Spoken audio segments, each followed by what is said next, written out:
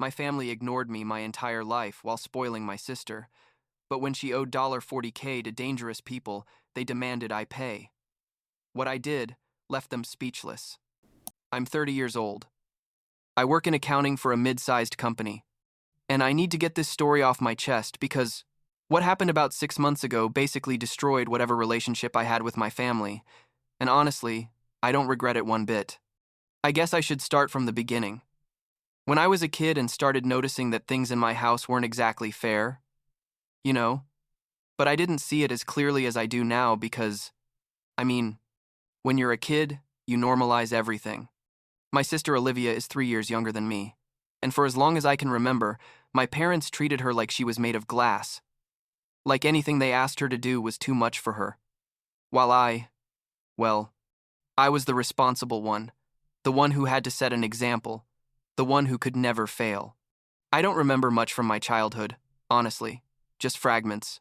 But what I do remember perfectly is when I was like 12 years old and I asked for a bicycle for my birthday. Nothing fancy, just a normal bicycle like all the kids had. And my parents told me there was no money, that this year wasn't possible, maybe next year. 2 months later, Olivia turned 9, and they bought her not just a bicycle but also a new computer because supposedly she needed it for school when I had been using the family computer that was like 6 years old to do all my homework. But well, I thought, maybe she really needs it. Maybe I'm being selfish, those things you put in your head when you're a kid and don't want to believe your parents have favorites. Things got worse over the years, and when I say worse, I mean it became more and more obvious, but I kept trying to convince myself I was imagining things. In high school, I had to work part-time at a supermarket to pay for my own stuff. My parents said it was good that I learned the value of money, that it would make me stronger, more independent, all that speech. Olivia never had to work. Never. They gave her money for everything. To go out with her, friends, to buy clothes, for whatever she wanted. And when I asked why she didn't have to work like me, the answer was always something like she was more sensitive, that she needed to focus on her studies, that she was different. Different how? They never explained it well, but I already knew the answer. She was their spoiled little girl, and that was it. When I turned 18 and graduated high school, my parents told me that if I wanted to go to college, I'd have to get scholarships or student loans because they couldn't help me financially. That I had already shown I was capable of fending for myself, and that this would be good for my character. I felt like shit, I'm not gonna lie, but I accepted it because, what else could I do? I got 2 jobs, took out loans, applied for every scholarship I could find, and managed to get into a decent public university, where I studied accounting while working literally 60 hours a week between the 2 jobs. It was 4 years of hell. I barely slept. I lived on coffee and cheap food, but I did it. I graduated with honors and without owing my parents a single cent. Guess what happened when Olivia graduated high school 3 years later? My parents paid for her entire college education, everything. An expensive private university, too.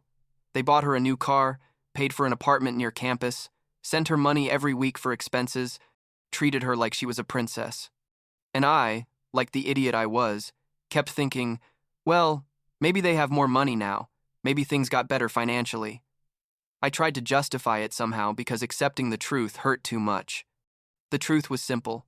They had always loved her more. She had always been their favorite, and I was just the backup son. The one who was there to fulfill the role of responsible older brother while they poured all their love and resources into Olivia. But well, I focused on my life, on my career. I got a good job as soon as I graduated. Kept moving up little by little, gaining experience, saving money, building my own stability, because I had learned from a very young age that I couldn't depend on anyone but myself. By the time I was 25, I already had a stable job at the company where I am now. I was earning, well, I wasn't rich or anything, but I lived comfortably, had my own apartment, my things paid for, my savings growing, and honestly, I felt proud of everything I had achieved without anyone's help. Olivia, on the other hand, well, let's say her college years weren't exactly productive.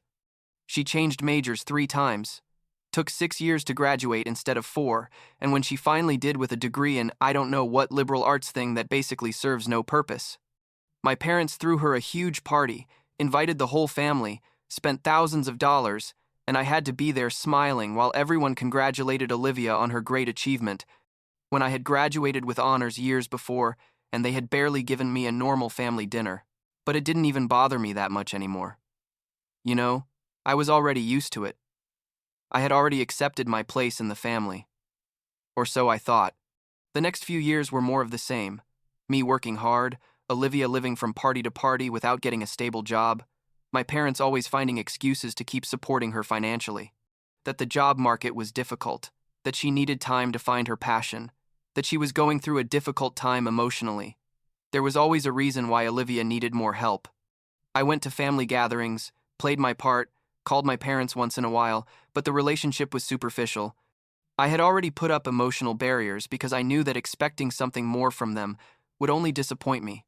My mom would sometimes call me to ask me to talk to Olivia, to give her advice, to help her get a job, and I tried.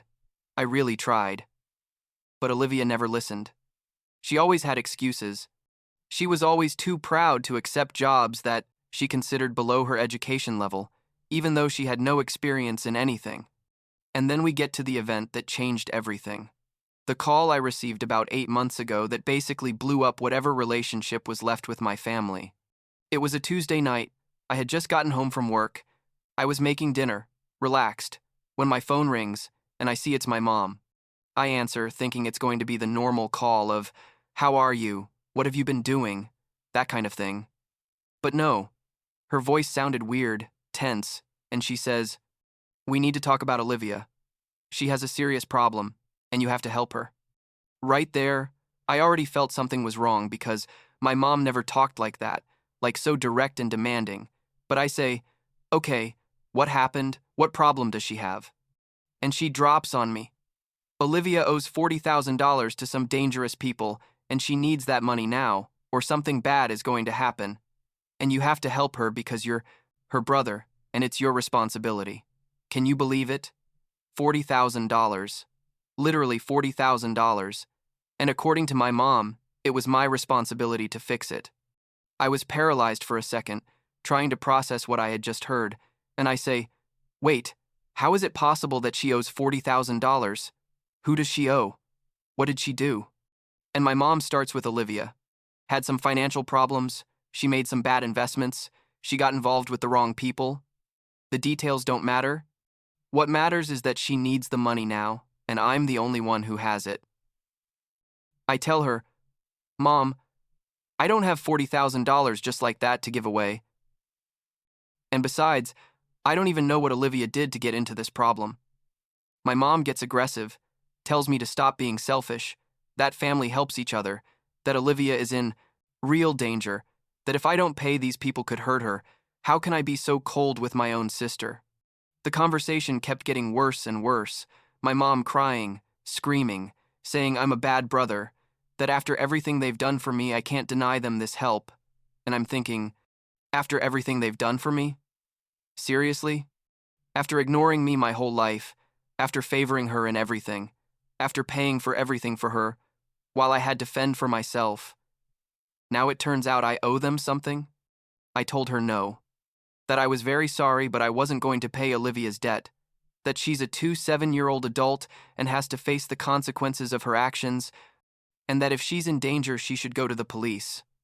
My mom told me I was a bastard, that I was going to regret it, and hung up on me. I stood there in my kitchen, phone in hand, shaking with rage and also, I'm not gonna lie, feeling guilty, because my mom is an expert at making me feel guilty. She's been doing it my whole life. The next few days were hell, and when I say hell, I mean it literally. My phone wouldn't stop ringing, calls from my mom, from my dad who normally never gets involved in anything but now suddenly had a lot to say, from uncles, from cousins, from family friends, all telling me I had to help Olivia, that it was my responsibility as the older brother, that family comes first. All that speech. Some were more subtle, like trying to make me feel guilty in a soft way. Others directly insulted me, told me I was selfish, that I only thought about myself, that my sister could die because of me. I blocked several of them. But they kept calling from unknown numbers, sending messages. It was constant harassment. My mom sent me like 20 messages a day, some crying, others threatening, alternating between playing the victim and attacking me. My dad sent me a long message telling me he had always known I was cold and calculating, that I never had a heart, that Olivia was the only one with real values in the family, and I'm reading that thinking, is this for real? I'm the cold one? I'm the one who doesn't have values? A week after that initial call, I received a notification from my bank. Someone had tried to access my accounts, had tried to transfer money, but since I have two-step verification enabled, they couldn't. I got really scared, obviously. I changed all my passwords, called the bank, reinforced security, and asked them if they could trace where the attempt came from. They told me it came from a location that, surprise, surprise, was near where Olivia lived. Right there, I had a rage attack that I can't even describe. Had my own sister tried to steal from me? Directly, without any kind of shame or remorse, she had tried to steal my money. I drove to her apartment, didn't even think about what I was going to do. I just knew I needed to confront her. When I got there, she opened the door, and she looked terrible, like she hadn't slept in days. With dark circles, the apartment was a disaster, and when she saw me, her face was pure panic. I told her, "Did you try to rob me?" Directly like that, no beating around the bush, and she immediately started crying, saying she was sorry, that she was desperate, that she didn't know what else to do. I told her that wasn't an excuse, that it was theft, that she could go to jail for that, and she kept crying, saying that Mom had told her to do it. That Mom had given her the idea because, according to her, that money should be family money anyway, that I didn't deserve to have so much saved while she suffered. Can you believe it? My own mother had told her to rob me, had given her the idea, and Olivia had tried it without thinking twice. I asked her exactly what she had gotten into, how she had ended up owing $40,000, and between tears, she told me it had been online gambling. That at first she was winning and thought she could win more, that she borrowed money from some guys she met in gambling forums, that things got out of control. It was pathetic, honestly. There was my 7-year-old sister crying because she had been stupid enough to get into online gambling with illegal lenders, and my family expected me to fix her mess. I left there feeling disgusted, not just with Olivia but with my entire family. That night I called my mom and told her I knew she had told Olivia to rob me, and my mom didn't even deny it. She told me that I had forced Olivia to do that by refusing to help, that if I had paid from the beginning, none of this would have happened, that it was all my fault. The logic was so twisted I couldn't even process it. According to my mom, I was responsible for my sister trying to rob me because I didn't want to give her $40,000. I told her she was crazy, that they were all crazy, and hung up on her. Not even an hour had passed when there's a knock on my door. I open it, and there are both my parents. They had driven like 2 hours to my apartment without warning. My mom comes in without me inviting her, my dad behind her, and they start yelling at me, telling me we have to solve this now, that they can't believe how selfish I am, that Olivia is my sister, and I can't leave her in danger. The argument was brutal, the worst I've had in my life. I told them everything I had been holding in for years. I yelled at them that they had always preferred her, that they had never treated me equally, that I had had to fight for everything while she received everything without effort, that I was sick of being the invisible son. My mom told me I was exaggerating, that they had treated me well, that if things had cost me more work, it was because I was stronger and could handle it, that Olivia needed more help because she was more sensitive. I told them that was pure bullshit, that they were just excuses to justify their favoritism, that I wasn't going to play their game anymore. My dad, who almost never speaks, told me that if I didn't help Olivia, they were going to take me out of their will, that I wasn't going to inherit anything, that basically they were disinheriting me. And I laughed. I laughed in his face. I told them I didn't care about their money, that I had never counted on it anyway, that they could leave everything to Olivia and I didn't care. They left furious. My mom screaming that I was going to regret it, my dad saying I was a disappointment, and I closed the door, feeling liberated and destroyed at the same time. I thought that would be the end of it, that they would understand I wasn't going to give in. But no, this was just the beginning. A week later, I received a letter from a lawyer, supposedly representing my parents. A ridiculous letter saying they were going to sue me for moral obligation to help a family member in danger, that they were going to seek a judge to force me to pay Olivia's debt. Any decent lawyer would tell you that's absurd, that no such legal obligation exists, but the point wasn't that. They had a real case. The point was to keep pressuring me, keep harassing me until I gave in. I was already at my limit. I couldn't sleep. I couldn't concentrate at work. Every time my phone rang, I got anxiety. I made the most difficult but most necessary decision of my life. I blocked everyone, absolutely all members of my family on all possible platforms, on phone, email, social media, everything. I sent them a final message saying I didn't want to hear from them again, that if they tried to contact me in any way, I was going to take legal action, and that Olivia would have to solve her problems alone because I was no longer part of that family. I changed my phone number. I notified my work about the situation so they would know not to authorize visits from my family. I basically cut all contact. The first few days were horrible. I felt guilty all the time, questioning whether I had done the right thing. If I was a bad son, a bad brother, all those doubts that my mom had put in my head for years. But they didn't give up. They started calling me from unknown numbers, sending physical letters to my apartment. Even some cousins I had never blocked because I thought they weren't involved started contacting me to intercede for my parents. I'd block one number and they'd call from another. I'd block one cousin and another would write me. It was endless. My aunt, my mom's sister, was the only one who supported me. She called me one day and told me she knew what I had been through my whole life, that she had seen the favoritism but had never said anything because it wasn't her place, that she was proud of me for setting boundaries. It was the first time in weeks that someone from my family said something positive to me, and honestly, it made me cry. She was the only one I kept in contact with, the only one who seemed to understand that what I was doing wasn't abandonment but survival. The lowest point came about 3 months after all this. I was at my office working, when reception calls me and tells me my mom is in the lobby demanding to see me. I went down because I didn't want her to make a scene there, and when I saw her, she was screaming, literally screaming, that I was a bastard, that because of me, Olivia was suffering. What kind of son was I? People were looking at us. My coworkers could hear everything. It was humiliating. I told her to leave or I'd call security, and she started yelling worse things at me, that she wished I had never been born, that Olivia was her only real daughter. Really hurtful things. I had to call security to get her out, her screaming all the way to the exit, and I was left standing there in the lobby feeling everyone's stares. My boss called me later to ask if I was okay. I explained a summarized version of the situation, and he was very understanding, but I felt mortified.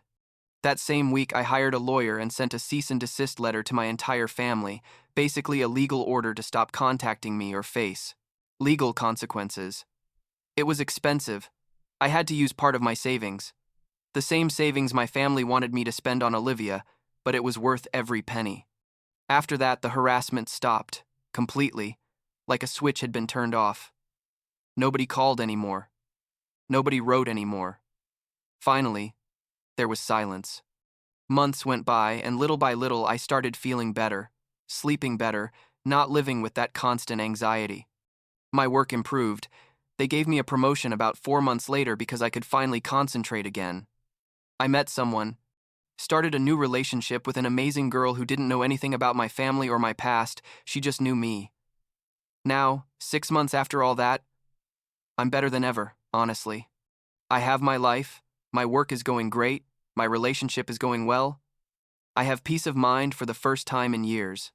My aunt keeps me informed from time to time about what's happening with the rest of the family. She told me Olivia finally had to declare bankruptcy, that obviously she couldn't pay those $40,000, that she had legal problems for a while, but in the end got out because the illegal lenders couldn't take her to court either without incriminating themselves. She told me my parents are still furious with me, that they've been telling the whole family their version of the story, where I'm the selfish villain who abandoned his sister in her time of need. That basically they've painted me as the worst son in the world. And you know what? I don't care. Let them think what they want. Let them tell the story, however it suits them. I know the truth, and the people who really matter know it too. Sometimes I think about everything that happened and wonder if I could have handled things differently, if I was too harsh. But honestly, I think I did the right thing. I didn't owe them anything. They never gave me anything more than the minimum expected from parents, and yet they always demanded I be perfect while forgiving every one of Olivia's mistakes. Cutting contact was hard. It was painful. There were nights where I cried, wondering if I was a monster. But looking back, it was the best thing I could do for my mental health. Last week, my girlfriend asked me about my family, because I never talk about them, and I told her a summarized version of all this. She hugged me and told me she was sorry I had to go through that I deserved a family that valued me, and that's enough for now, I guess.